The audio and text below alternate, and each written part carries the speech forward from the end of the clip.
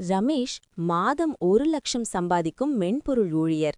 2 வருடங்களுக்கு முன் வாங்கிய வீட்டுக்கான இஎம்ஐ மாதம் 45,000.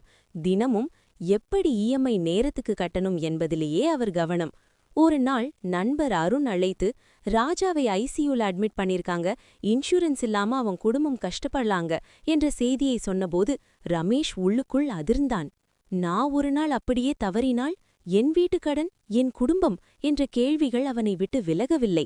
வீட்டுக்கு வந்து கணக்கு போட்டபோது சம்பளமே முழுக்க செலவுகளாகிவிடும் வாழ்க்கையில் தன்னிடம் ஒரு பெரிய தவறு நடந்திருப்பது அவர் உணர்ந்தார். இஎம்ஐ பற்றி மட்டும் ஓடை குடும்பத்துக்கு உண்மையான பாதுகாப்பை ஏற்படுத்தவில்லை.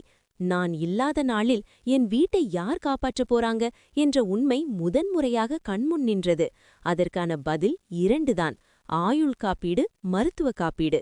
அடுத்த நாள் ரமேஷ் உடனே லைஃப் இன்சூரன்ஸ் எடுத்தான். என்னதான் நடந்தாலும் என் வீட்டு கடனும் குடும்பத்தின் எதிர்காலமும் பாதுகாப்பில் இருக்கணும் என்று. அதே நேரம் மெடிக்கல் இன்சூரன்ஸும் எடுத்தான். ஒரு ஹெல்த் இஷ்யூ வந்தாலே இஎம்ஐ, சேவிங்ஸ் எல்லாம் குலையக்கூடாதே என்று. அந்த 2 முடிவுகள் எடுத்த பிறகு ரமேஷின் மனத்திலிருந்த தினசரி பயம் குறைந்தது. வீட்டை வாங்கியது பாதுகாப்பு இல்லை, அந்த வீட்டை காப்பாற்றிக் கொள்ளும் ஏற்பாடுதான் உண்மையான பாதுகாப்பு என்பதை அவர் உணர்ந்தார். இன்று அவர் இஎம்ஐ கற்றார். அதே சமயம் மனநிம்மதியும் இருக்கிறது. என்ன ஆகும் என்ற பயத்திற்கு இப்போது இதற்கான பாதுகாப்பு என்கிட்ட இருக்கு என்ற தைரியமான பதில் இருக்கிறது.